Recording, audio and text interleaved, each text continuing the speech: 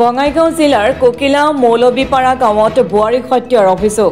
স্বামীয়ে দীৰ্ঘদিন ধৰি পত্নীৰ ওপৰত যৌতুকৰ দাবীত চলাই আহিছিল শাৰীৰিক আৰু মানসিক অত্যাচাৰ। স্বামীৰ অত্যাচাৰত পত্নী হত্যাৰ অভিযোগ। বঙাইগাঁও জিলাৰ কোকিলা মৌলবীপাৰা গাঁৱত সংঘটিত হৈছে এই হত্যাকাণ্ডৰ ঘটনা। স্বামী ৱাহিদুল কৰিম পত্নী মাৰ্জিনা খাতুনক হত্যা কৰি আত্মহত্যাৰ ৰূপ দিয়াৰ চেষ্টা বুলি মাৰ্জিনাৰ পৰিয়ালৰ অভিযোগ। জানিব পৰা মতে কোকিলা মৌলবীপাৰা গাঁৱৰ ফজলুল কৰিমৰ পুত্ৰ ৱাহিদুল কৰিম প্ৰায় 12 বছৰ পূৰ্বে কোকিলা মাজৰচৰ গাঁৱৰ মজনুৰ ৰহমানৰ কন্যা মাৰ্জিনা খাতুনৰ লগত ভালপোৱাৰ সম্পৰ্কে বিয়া হৈছিল। কিন্তু স্বামী ৱাহিদুল কৰিমে বিয়াৰ পিছৰে পৰাই যৌতুকৰ দাবীত চলাই আহিছিল শাৰীৰিক আৰু মানসিক অত্যাচাৰ।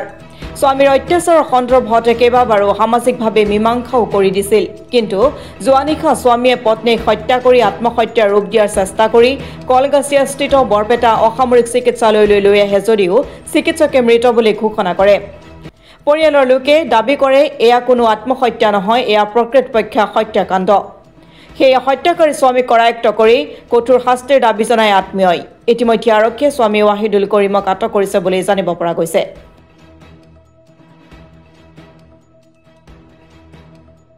ছোৱালীজনীৰ নাম হ'ল মৰ্জিনা খাতুন। তাই মোৰ শালপতিৰহে ছোৱালী। মোৰ শালপতিৰ নাম হ'ল মজনুৰ ৰহমান। মোৰ শালপতিক যোৱা ৰাতি 2:45 ফোন কৰিছে। আনুমানিক এইটো একজাক্ট টাইম নহয়, 5 মিনিট ইফাল সিফাল হ'ব পাৰে। 2:45 ফোন কৰিছে হঠাৎ যে আপোনাৰ ছোৱালীজনী আৰু নাই। গতিকে এই সময়ত স্বাভাৱিকতে এজন মানুহে মানে কিং কৰ্তব্য বিমূৰ হৈ পৰে।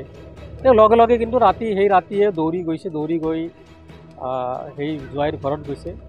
যাই দেখা পায় যে ৰান্ধনী ঘৰত তাই আঁঠু দুটা ভাঁজ কৰি মাটিত পৰি আছে। সেই অৱস্থা দেখা পাই তাৰমানে ইতিমধ্যে তাৰ স্বাভাৱিকতে মানুহে যি অনুমান কৰে তাৰ প্ৰাণ নাই, এই ধৰণৰ দেখা পাইছে।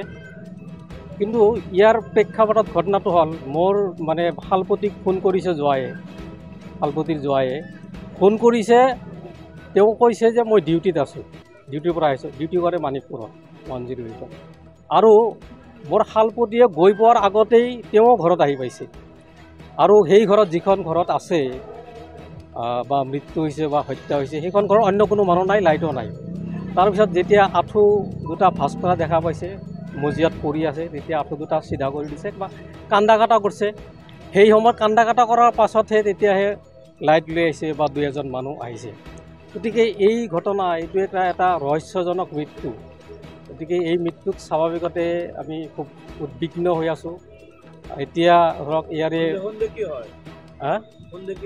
সন্দেহটো হয় তাৰ যিটো শাৰীৰিক অৱয়ব, প্ৰাথমিকভাৱে যিকোনো মানুহে দেখা পালে সন্দেহ কৰিব। এইটো মানে খুব পৰিকল্পিতভাৱে ইয়াক হত্যা কৰা হৈছে। আৰু হত্যা এই ধৰণে কৰা হৈছে যাতে মাৰ্ডাৰ আপোনাৰ ছুইচাইড হিচাপে প্ৰতিষ্ঠা কৰিব পৰা যায়, এই ধৰণে পৰিকল্পনা কৰি হত্যা কৰা হৈছে বুলি আমাৰ সন্দেহ। 6 বছৰমান আগত আনুমানিক সেই সময়ত ছোৱালীজনী নিজৰ হাতকে কাটি দিছিল।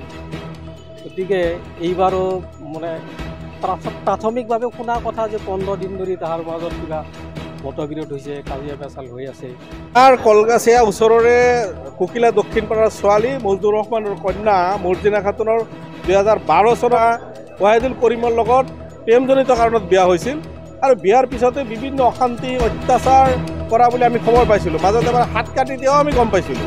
এইদৰে অত্যাচাৰ কৰি আছে। আৰু যোৱা ৰাতি হঠাৎকৈ খবৰ আহে যে ছোৱালীজনী চিকিৎসালয়লৈ আত্মহত্যা কৰিছে। পৰিয়ালৰ লোকে যাই দেখা পালে গাঁৱৰ কোনো মানুহ নাই, এটা মানুহ তাতে ঘৰতে ৰৈ আছে আৰু এন্ধাৰ ঘৰত পৰি আছে ছোৱালীজনী। গতিকে আমি এতিয়া দেখা পালোঁ তাৰ মুখমণ্ডলত তেজেৰে লুটি পুটি হৈ আছে আৰু মুখমণ্ডলত কেইবাটা ডাঙৰ মানে আঘাতৰ চিহ্ন আছে। তাৰ পৰা সাধাৰণ ৰাইজৰ সন্দেহ হৈছে যে এইটো স্বাভাৱিক মৃত্যু নহয়, আত্মহত্যা নহয়, এইটো পৰিকল্পিত হত্যা বুলি সন্দেহ প্ৰকাশ কৰিছে। আমাৰো সন্দেহ হৈছে। কিন্তু পোষ্টমৰ্টেমটো হওক, লগে লগে পুলিচে নিজাববীয়াকৈ তদন্ত কৰি হত্যাকাৰীৰ বিৰুদ্ধে উপযুক্ত শাস্তিমূলক ব্যৱস্থা গ্ৰহণ কৰক। নহ'লে এই ধৰণৰ বোৱাৰী হত্যা চলি থাকিব আৰু আমি সহ্য কৰিব লাগিব, এইটো কথা হ'ব নোৱাৰে। গতিকে পুলিচৰ সঠিকভাৱে তদন্ত কৰিব লাগে আৰু সেই পৰিয়ালক হাজবেণ্ডৰ আদি কৰি পেলাই তেওঁলোকে গ্ৰেপ্তাৰ কৰি উপযুক্ত শাস্তি প্ৰদান কৰিব লাগে, এই দাবী আমি উত্থাপন কৰিছোঁ।